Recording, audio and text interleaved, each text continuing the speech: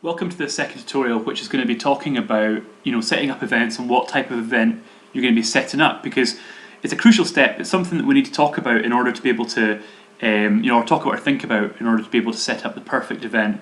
It's really important that the data we upload is data that's relevant to the sort of event we're making, and it's really important that we're not uploading more data than we need, probably because you don't want to be confusing yourselves. There's a couple of different considerations, and I suppose the main thing to be thinking about is, first of all, are we going to be creating one event, sort of something for like a year group or a whole school event or something like that, or are we going to be making a whole load of events in the next couple of weeks and months? Are we better off just uploading data for that one event, or are we going to upload everything? So that's the first thing to think about. After you've decided on that, we're then going to figure out what sort of event we're making, and I think there's three types. For me, there's the events that are between parents and teachers.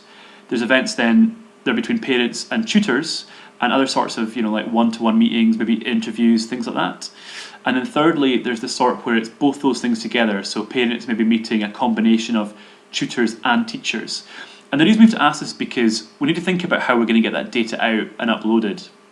What you're looking at here is a spreadsheet I've made, or extracted if you like, from my database.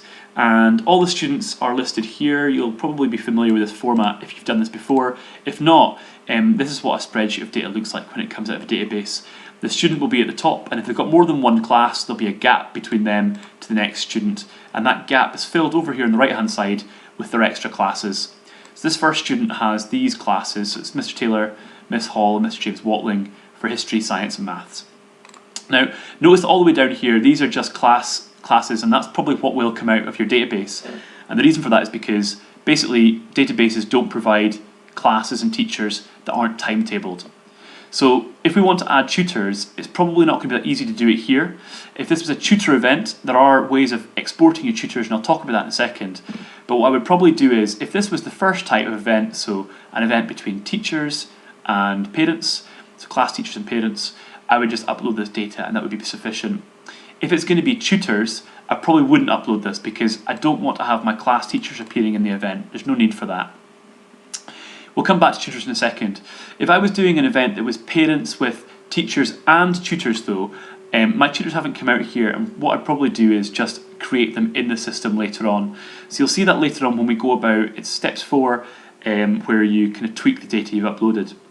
If we go into the system, go to the Teachers tab, and you will see this later on, but what you can do is you can create by doing the Add New Teacher button, or you can edit a teacher, and you can add students to them by clicking on the Add New Child button. This lets you search them by register class, which is what tutors would probably be anyway, or of course by class code. If I click on my Year 12, that's all my Year 12 students. Yours might be in houses rather than year groups though, and that'll let you add an entire class to a teacher by clicking this button. So we're going to cover this in step 4, but basically I just wanted to show you that you can create tutors really easily in our system and then add students to them in sort of one click.